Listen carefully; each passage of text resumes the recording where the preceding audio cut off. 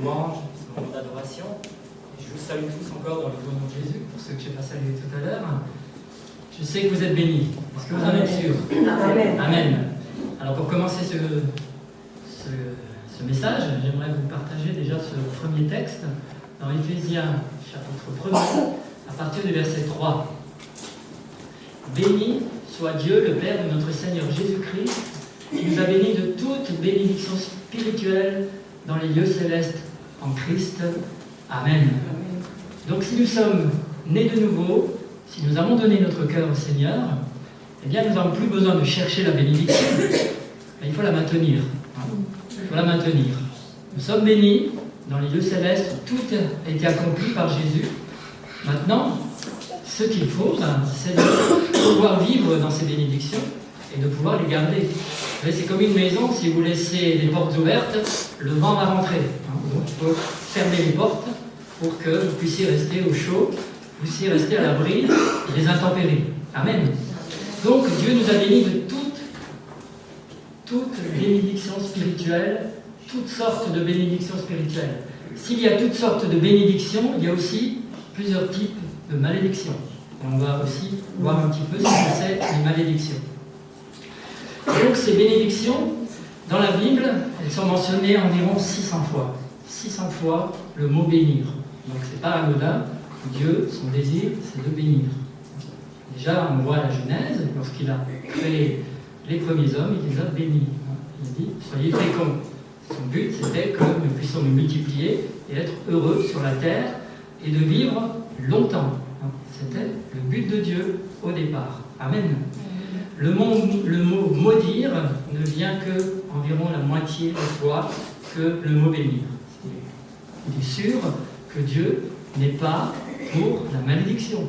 Dieu veut la bénédiction. Il la veut pour chacun. Amen. Donc la question, comment faire pour manifester ces bénédictions? Comment faire pour les ramener vers nous, pour que nous puissions bien être délivrés de certains liens qui sont encore attachés à nous? Et on verra tout à l'heure le genre de liens qui peuvent encore être attachés à nous. Donc il faut savoir reconnaître dans notre vie ce que c'est une malédiction et ce que c'est une bénédiction. Et pour ça, nous avons besoin vraiment de connaître la parole de Dieu, d'avoir une relation avec notre Dieu. Et dans Osée 4, verset 6, vous connaissez tous ce texte qui dit que mon peuple se meurt par manque de connaissance. C'est vrai que la connaissance de Dieu, non pas une connaissance intellectuelle seulement, mais une connaissance du cœur est importante pour pouvoir connaître le cœur de Dieu, connaître ses pensées, connaître sa volonté. Et seule la parole de Dieu nous révèle sa volonté, nous révèle ce qu'il a sur son cœur pour chacun d'entre nous. Amen. Donc, c'est vrai qu'on ne peut pas tout connaître, c'est clair, Dieu est souverain, il fait ce qu'il veut. Ça ne veut pas dire qu'il fait n'importe quoi, mais il est Dieu, et nous devons le respecter comme tel. Amen. Il est dit que dans Proverbe 26, verset 2, qu'on a lu aussi la dernière fois, il y a 15 jours, lorsque j'avais déjà un petit peu entamé ce message, Proverbe 26, verset 2 nous dit « Comme l'oiseau s'échappe, comme l'hirondelle s'envole, ainsi la malédiction sans cause n'a point d'effet. » Donc s'il n'y a pas de cause, la malédiction ne peut pas avoir un effet sur nous. Amen. Mais s'il y a une cause, la malédiction peut avoir un effet. Alors, la malédiction ne veut pas dire que nous sommes perdus, ça ne veut pas dire que nous sommes possédés, mais ça veut dire que dans un endroit de notre vie, il y a quelque chose qui n'est pas encore tout à fait à la gloire de Dieu. Ça, c'est comme ça qu'il faut le comprendre. Donc c'est un lien spirituel, ce n'est pas une possession, mais c'est un signe qui nous montre que quelque chose ne va pas. C'est comme un voyant rouge qui s'allume dans notre vie, et il faut vraiment prendre cela au sérieux et tout de suite réagir pour que cela n'aille pas plus loin. On sait très bien que l'ennemi de notre âme, lui, cherche à nous détruire. Il est dit, c'est Jésus lui-même qui dira, il est venu pour voler, égorger et détruire. Amen. Mais Jésus a paru afin de détruire les œuvres du diable. Ça, c'est notre promesse. C'est une promesse qui est encore pour nous aujourd'hui. Jésus a paru afin de détruire les œuvres du diable. Nous savons que ce monde est dominé par l'ennemi. Il nous est dit que la terre entière est sous la puissance du malin. 1 Jean 5, verset 19. Vous allez chercher. 1 Jean 5, verset 19. La terre entière est sous la puissance du malin. Donc si ce monde est sous la puissance du malin, nous qui sommes les bénis de Dieu, ben, nous avons à faire face chaque jour à des oppositions. Je pense que je ne vais pas vous faire un dessin. Chacun de nous vit d'une manière ou d'une autre des oppositions. Qui c'est qui ne vit pas d'opposition? Levez-vous. Je pense que c'est presque pas possible. Hein. On vit des oppositions, que ce soit morales, physiques, spirituelles. On vit des oppositions dans notre travail, on vit des oppositions avec notre entourage, quel qu'il soit. Et cela, c'est clair. Et on voit très bien qu'il y a deux forces dans ce monde qui se combattent. On le voit très bien. On n'a pas besoin de le voir physiquement, mais on le ressent et on le voit avec son cœur. On le ressent avec son cœur. Alors, la question, qu'est-ce qui nous domine encore? Qu'est-ce qui nous contrôle? Qu'est-ce qui a encore une autorité sur notre vie? Ça, chacun peut répondre. Chacun peut voir à son niveau qu'est-ce qui ne va pas encore dans sa vie. Je suis un enfant de Dieu. Je crois en Jésus. Je marche avec Jésus. Et pourtant, il y a encore des choses qui ne tournent pas rond. Il y a encore des choses qui me gênent. Il y a encore des choses où je n'arrive pas à avancer. Vous voyez, c'est comme une retenue. On verra tout à l'heure ce que c'est une malédiction. Alors, il y a toutes sortes de malédictions. Il y en a surtout 3 qui sont très importantes et où il faut vraiment veiller. C'est-à-dire les malédictions, des choses qu'on s'inflige soi-même par des propres mots. Vous savez, les mots sont très puissants. La parole de Dieu est puissante, parce que ce sont la parole que Dieu a prononcée pour nous. Eh bien, si nous mettons ces paroles en pratique, elles vont produire quelque chose. Elles vont produire un effet positif. Mais il y a aussi des paroles qui peuvent produire un effet négatif. Et quelquefois, nous sommes notre propre personne qui nous maudissons nous-mêmes. Hein? Oh, je suis nul, j'y arriverai pas. De toute façon, mon père m'a dit que de toute façon, j'y arriverai jamais à rien. Et ces choses-là vont continuer à produire des effets néfastes jusqu'à la fin de nos jours si cette malédiction n'est pas ôtée. Parce que toute malédiction peut être ôtée. Ça, c'est la bonne nouvelle. Hein. On n'est pas lié à une malédiction jusqu'à la fin de nos jours. Chaque malédiction peut être ôtée, mais si une malédiction n'est pas ôtée, elle va perdurer. Elle va perdurer. Alors un exemple que j'ai entendu il n'y a pas longtemps, c'est un père qui disait à sa fille, parce que chaque fois qu'il l'emmenait à l'école, elle était devant sa glace en train de se presser les boutons, et quand vous êtes adolescent, il y a souvent des petits boutons là qui apparaissent, et son père lui disait, écoute, arrête d'enlever ces boutons, de toute façon tu les garderas jusqu'à la fin de ta vie ces boutons, alors tu n'as pas besoin de les presser. Et puis cette fille qui a grandi, qui est devenue mère de famille, elle a gardé toujours des boutons, elle était toujours ennuyée avec ses boutons. Parce qu'il y a une malédiction prononcée. Vous imaginez? Ça paraît anodin. C'est une parole, hein, on ne fait pas attention. Mais ça porte conséquences assez graves. Hein. Bon, les boutons, bien sûr, elle n'allait pas mourir à cause des boutons. Mais ça peut aller loin, ça peut aller jusqu'à une certaine mort. Par exemple, vous allez voir une voyante et qui vous prédit que vous n'atteindrez pas tel et tel âge. Eh bien, ça risque d'arriver. Ça risque d'arriver. Tant que cette malédiction n'est pas coupée, eh bien, vous risquez de rentrer dans cette malédiction jusqu'à la fin de vos jours et ça peut être dramatique. Alors, il y a des malédictions qui sont exprimées par d'autres personnes à votre égard. Il y a des malédictions qu'on a héritées des ancêtres, par les péchés des ancêtres. Alors, nous ne sommes pas responsables ni coupables de ce qu'ont fait nos pères, bien sûr, mais il peut y avoir encore des influences dans notre vie. Ces influences, il faut les couper. Il faut confesser, quand on le sait. Il y a des choses qu'on ne sait pas, mais si on apprend que les parents ont commis telle ou telle chose, il faut les confesser au Seigneur et les couper au nom de Jésus, afin qu'elle n'ait plus aucune influence néfaste pour notre vie. Amen. Il y a des malédictions aussi qui sont ancestrales, hein, comme par exemple, moi, il y a quelques années, j'étais en Allemagne, j'étais à une petite conférence, et il y avait là, c'était une réunion inter-église, il y avait une église de Suisse et une église d'Allemagne qui était là, et puis il y avait un pasteur qui parlait sur la délivrance. Et puis à un moment donné, il a dit, voilà, je vais prier maintenant pour la génération qui est venue après la guerre, en Allemagne. Hein. Donc, vos parents, vos grands-parents, ils ont honoré Hitler. Hein. Et en faisant à Hitler, hein, vous connaissez tout ça, vous avez vu les films, on ne l'a pas vécu puisqu'on est né après, mais on sait que tous les gens devaient honorer Hitler. Et en faisant à Hitler, il y avait une malédiction qui est tombée sur eux. Alors il a dit, voilà, si maintenant vous êtes des jeunes de cette génération-là, levez-vous, hein, de la génération d'après vos parents, bien sûr, levez-vous. Je vais briser cette malédiction. Et je sais qu'il y a beaucoup qui ont des problèmes au cou, qui ont des problèmes d'arthrose, qui ont des problèmes de dos. Eh bien, levez-vous maintenant, je vais prier pour vous. Et il a fait une prière toute simple. Il a dit, voilà, je brise cette malédiction. Les parents qui ont fait ce bras en honorant Hitler. Et les gens se sont mis à hurler. Ils se sont mis à hurler. Il y a eu des délivrances, mais j'ai vu ça de mes propres yeux. Je me suis dit, waouh. Hein. Pourtant, il y avait la majorité, c'était des chrétiens. La majorité, c'était des gens qui marchaient avec le Seigneur. Mais il y avait encore cette zone d'ombre dans leur vie qui n'avait pas été coupée. Ils n'ont pas demandé pardon parce que les parents ont honoré ce dictateur. Et voilà, il y a eu des délivrances à ce moment-là. Alors vous voyez, ça c'est un exemple parmi tant d'autres, mais il faut vraiment demander au Saint-Esprit qu'il nous éclaire si, dans un domaine ou dans un autre, nous avons des problèmes physiques, comme ont eu déjà nos parents. Il y a des choses qui ne sont pas normales.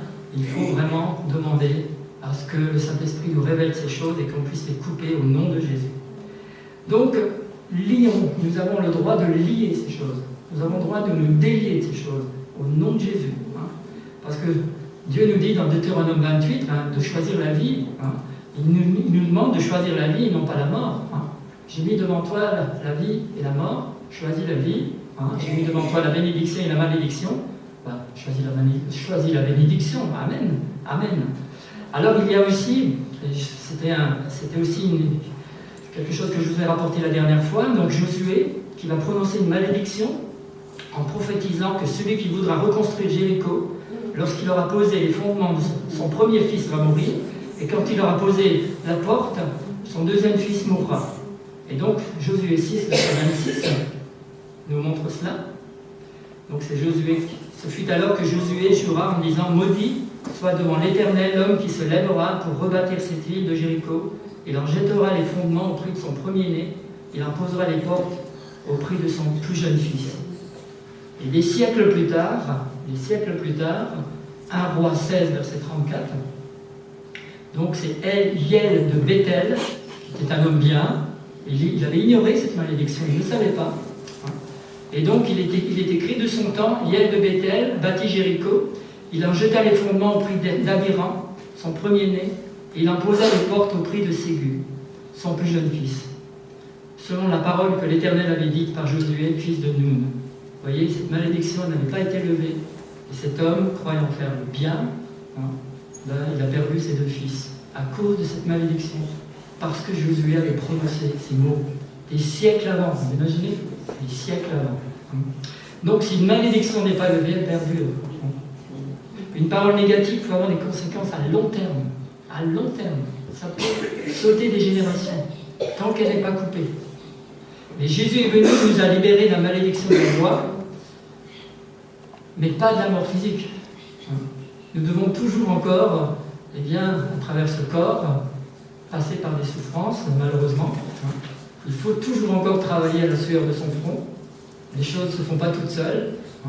Jésus nous a libérés, il a libéré notre âme, il a libéré notre esprit, il a libéré notre être intérieur, pour que nous puissions avoir cette relation déjà ici-bas avec Dieu, pour que nous puissions déjà vivre ici-bas les bénédictions de Dieu. Il a fait de nous une nouvelle création, c'est clair, mais nous ne sommes pas exemptés de certaines choses. Vous êtes d'accord? Il faut travailler. Travailler, il n'est pas tout seul. Il faut travailler. La terre, il nous est dit dans la parole de Dieu, elle soupire après, elle a les douleurs de l'enfantement, elle soupire à quelque chose de neuf. Elle veut aussi vivre une nouvelle naissance. Donc, quand Jésus reviendra, ces choses-là se réaliseront. Mais en attendant, elle souffre. Elle souffre comme une femme qui attend un bébé. Et au retour de Jésus, nous verrons la terre être régénérée. Amen. Dans Ésaïe 24, versets 3 à 7, pas besoin de chercher, il nous juste dit, il y a juste ce verset qui dit « La malédiction dévore le pays, et ses habitants portent la peine de leurs crimes. » La malédiction dévore le pays, et les habitants portent la peine de leurs crimes. Vous savez, quand il y a une malédiction sur une nation, sur une région, beaucoup de gens peuvent porter la peine de cette malédiction. Alors juste une petite parenthèse, et ça tu peux le rechercher peut-être Nino, Genèse 8, verset 22. Alors c'est vrai qu'on parle aujourd'hui beaucoup de réchauffement climatique, hein, et moi j'ai trouvé ce verset et ça m'a vraiment rassuré.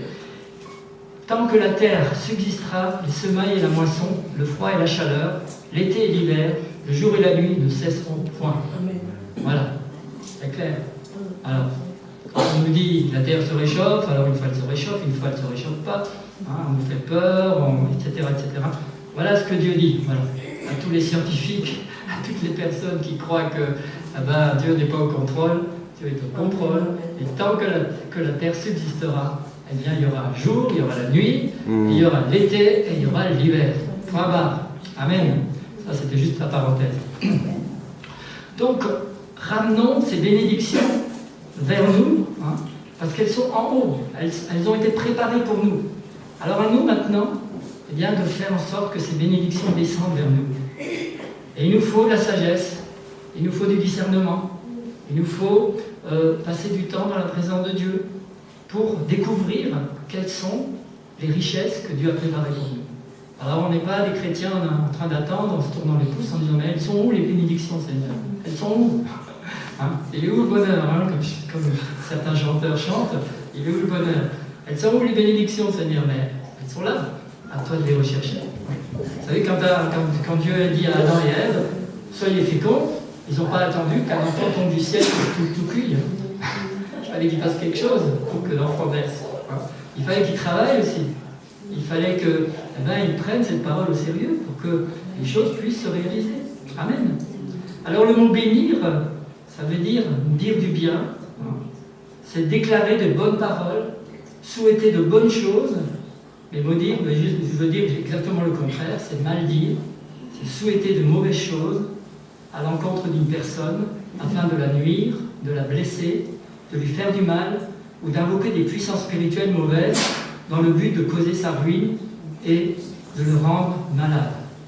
Alors j'ai entendu aussi un témoignage d'Eric Prince qui disait il y avait quelqu'un dans une église, malheureusement, qui n'était pas un vrai chrétien, hein, et il avait envie de détruire un autre soi-disant chrétien. Alors il a été voir un sorcier, il a montré l'image donc, de cette personne qui voulait détruire. Le sorcier a fait une incantation sur cette image, et il y a du sang qui est sorti de cette photo, et quelques temps après, cet homme est mort, sur lequel cet homme avait maudit. Cet homme est mort tout de suite après. Okay. C'est puissant. Lequel? Donc celui qui a maudit l'autre. Est mort. Est mort, ouais. Non, pas celui qui a maudit, celui qui a été maudit est mort. Celui qui a été maudit est mort. Donc vous voyez que la puissance, bon après on ne sait pas ce que l'autre est devenu, bien sûr, hein, parce que ça peut retomber aussi sur soi. Donc attention, hein, à ce que nous disons, ça peut porter de graves conséquences.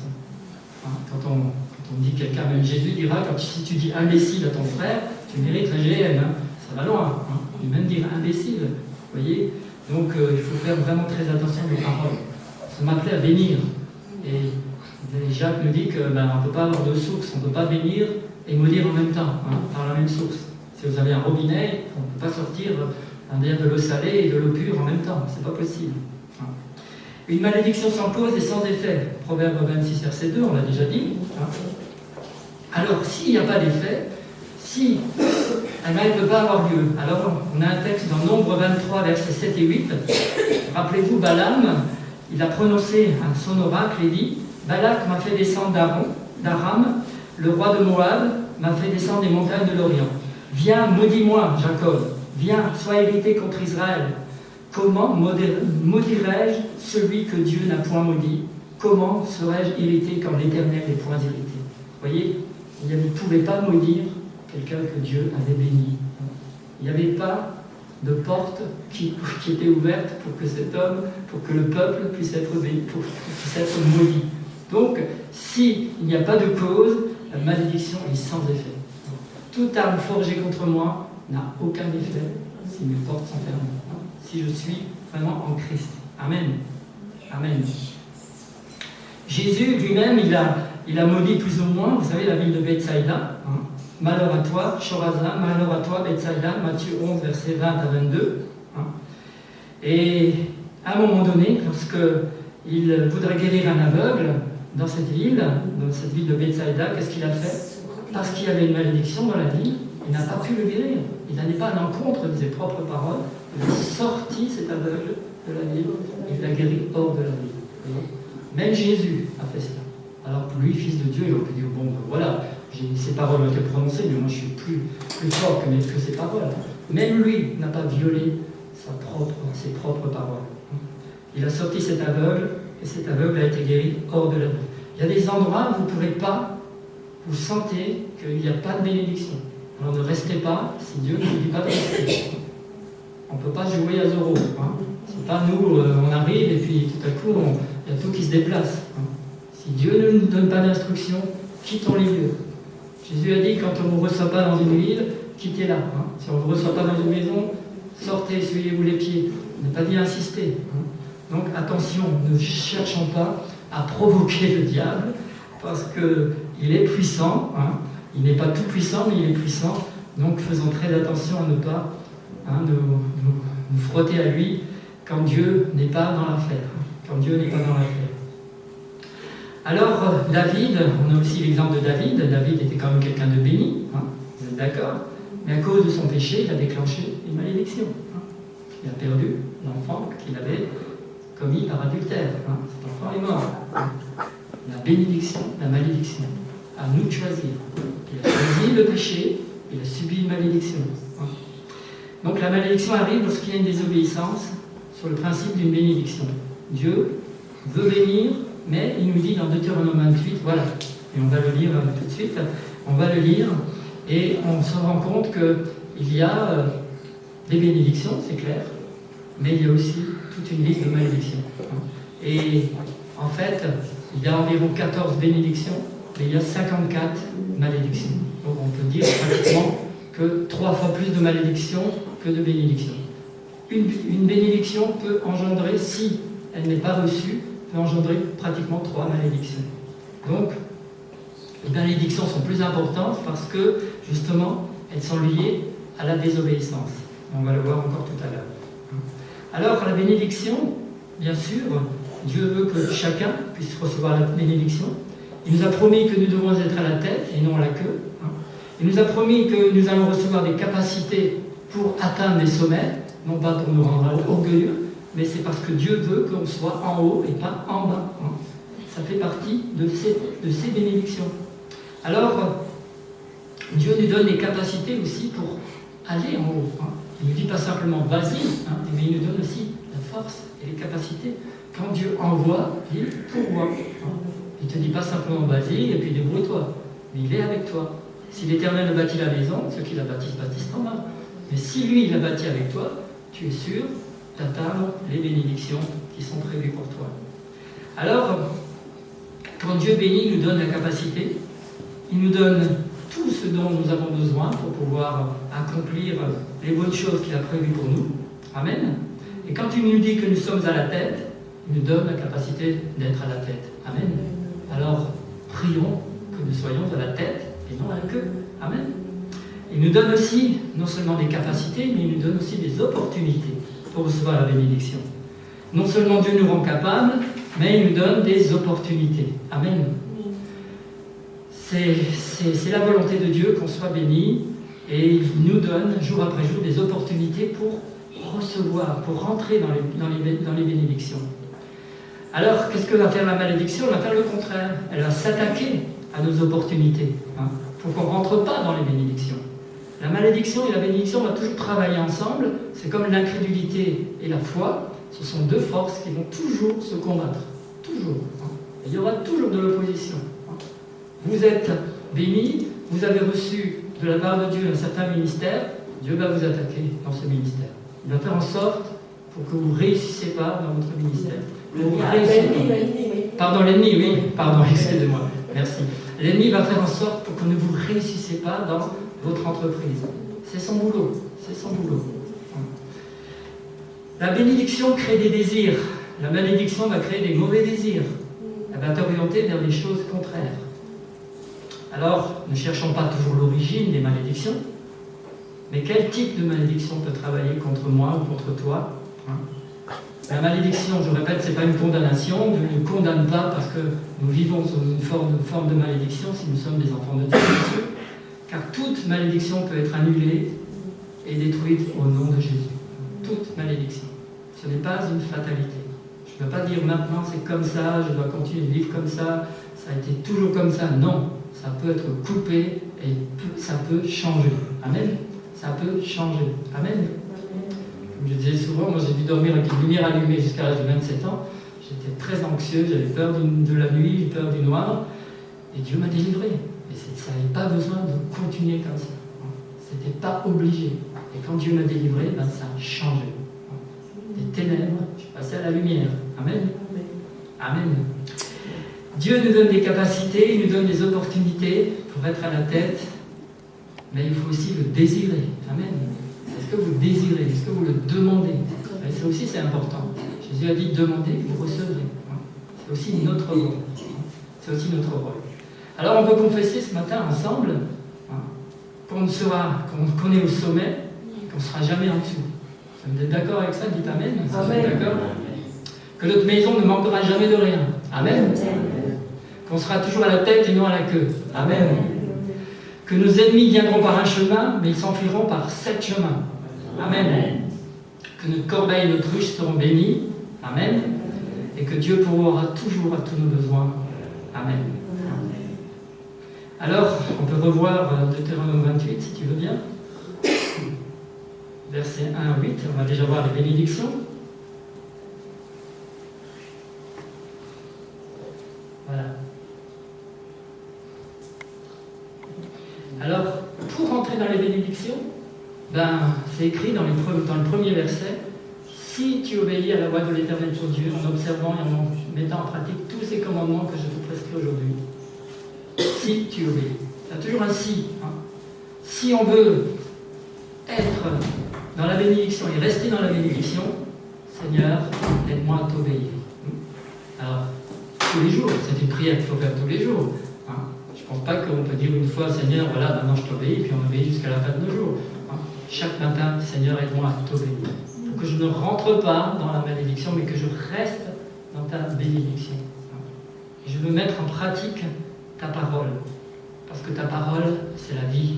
Ta parole, c'est mon essence que j'ai besoin, jour après jour, pour fonctionner. Amen. À chaque fois que Dieu nous bénit, il veut qu'on soit toujours en haut et jamais en bas. Amen. Soyez féconds, multipliez, remplissez, assujettissez et dominez. Il dira cela dans Genèse 1, versets 27 à 29. Soyez féconds, multipliez, remplissez la terre, assujettissez-la et dominez sur les poissons de la mer. Alors, ce n'est pas les animaux qui dominent sur nous, c'est nous qui dominons sur les poissons et sur tous les animaux. Amen. Amen. Et il est écrit dans Genèse 1, versets 21 à 22, il est dit, quand Dieu a créé les oiseaux, etc., tous les animaux, Dieu les a bénis. Il a dit, soyez féconds, multipliez. Il n'a pas dit, assujettissez et dominez. Ce n'est pas les animaux qui dominent, c'est l'homme. Par contre, il leur a dit, soyez féconds et multipliez-vous. Amen. Donc Dieu nous donne à l'homme une certaine sagesse que l'animal n'a pas. On n'a pas vu un animal construire un immeuble ou construire une voiture.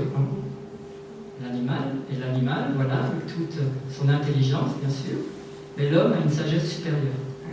Et quand la sagesse vient de Dieu, elle est encore plus supérieure que la sagesse humaine.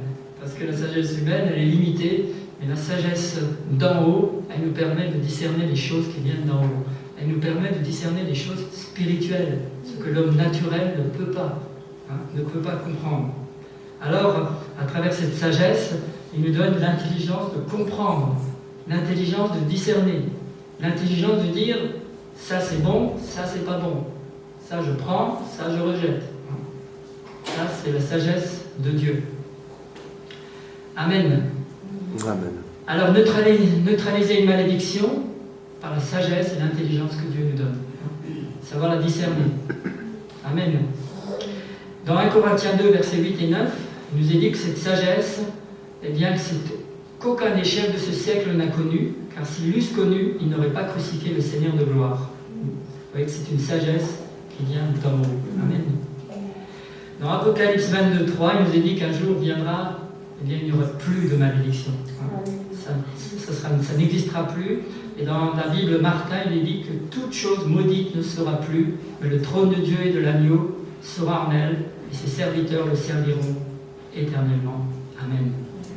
Alors que ces deux forces qui dominent, qui peuvent dominer, eh bien que nous puissions toujours nous dominer sur la malédiction et rester dans la bénédiction. Dieu veut qu'on soit béni. Amen. Alors on peut venir à l'église, on peut dire qu'on aime Dieu, et pourtant rester lié toute sa vie dans un domaine ou dans un autre. C'est quand même dommage, parce que l'église est là aussi pour nous bénir, elle est là pour nous apporter la parole de Dieu, elle est là aussi pour que nous puissions recevoir des délivrances, des libérations, des guérisons. Donc ne restons pas sur nous-mêmes, mais demandons à Dieu, Seigneur, tu vois, dans tel domaine, il y a quelque chose qui ne fonctionne pas, j'ai besoin de mes frères, j'ai besoin de mes sœurs. Et quand on proclame ensemble la parole de Dieu, il y a une puissance qui part de là. Il y a une puissance extraordinaire lorsque nous confessons la parole de Dieu. Alors qu'est-ce qu'il y a comme différence entre la sagesse et l'intelligence? La sagesse, elle bâtit, disait quelqu'un, et l'intelligence, elle affermit. La sagesse te dit ce qu'il faut faire, et l'intelligence te dit ce qu'il ne faut pas faire. Elle te dit attention. Amen. Gloire à Dieu. Alors nous voulons continuer. Maintenant, on va parler un petit peu des malédictions. Alors, dans Galates 3, versets 13 à 14, il nous est dit que Christ nous a rachetés de la malédiction de la loi, étant devenu malédiction pour nous. Il est écrit: maudit est quiconque est pendu au bois, afin que la bénédiction d'Abraham eût pour les païens son accomplissement en Jésus-Christ et que nous recevions par la foi l'Esprit qui nous a été promis. La malédiction, c'est quelque chose que Dieu, malheureusement, parfois est obligé de tolérer parce qu'il ne peut pas faire autrement. Il ne peut pas faire autrement parce qu'il ne peut pas violer ses propres lois. Quand Israël a reçu, vous savez, la terre, le désert, c'est une terre maudite. Regardez ce que Israël a pu faire d'une terre maudite. Ils ont levé la malédiction. Et aujourd'hui, c'est un pays qui refleurit. Et aujourd'hui, on voit des fruits dans le monde entier qui partent d'Israël. Donc vous voyez que ce n'est pas une fatalité. Ce n'est pas une fatalité. Et chacun de nous, on a des capacités pour détruire la fatalité des malédictions. On a tous reçu cette capacité. Mais à nous de le vouloir, à nous de contrôler ce qui vient de Dieu, ce qui ne vient pas de Dieu. C'est comme dans une frontière. Bon, maintenant, il y en a plus beaucoup des frontières, mais le douanier, en général, il regardait toujours qu'est-ce que vous avez déclaré. Et s'il y avait des choses qui n'étaient pas, qui ne devaient pas passer, il fallait laisser les articles en question pour ne pas passer dans le pays avec ces articles-là. Bien, c'est la même chose. Eh bien, il veut qu'on puisse contrôler avant de pouvoir tout gommer, tout accepter. Dans 2 Corinthiens 5, verset 17, il nous est dit: celui qui est en Christ, il est une nouvelle créature. Les choses anciennes sont passées, voici toutes choses sont devenues nouvelles. Alors beaucoup s'appuient sur ce verset en disant: mais moi en Christ, voilà, les choses sont nouvelles, maintenant c'est fini. Moi je vis plus sous la malédiction, c'est fini quoi. Alors si on regarde un petit peu plus loin, dans 2 Corinthiens 7, verset 1, donc le même apôtre, Paul, il nous dit: purifions-nous de toute souillure de la chair et de l'esprit, en achevant notre sanctification dans la crainte de Dieu. Alors d'un côté, il nous dit: voilà, vous êtes une nouvelle créature, les choses anciennes sont passées. Et quelques passages plus loin, il nous dit: purifiez-vous de toute souillure de la chair et de l'esprit. Il parle des chrétiens.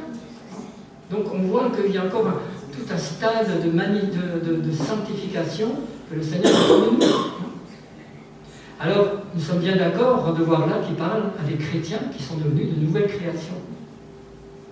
Les souillures de la chair sont les séquelles de notre vie passée. Et il faut s'en occuper pour que jour après jour, on puisse en être délivré.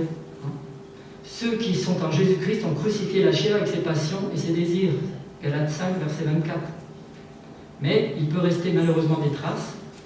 Il faut nettoyer les souillures. Vous savez, chez vous, quand vous balayez la maison, elle n'est pas propre jusqu'à la fin de vos jours. Hein.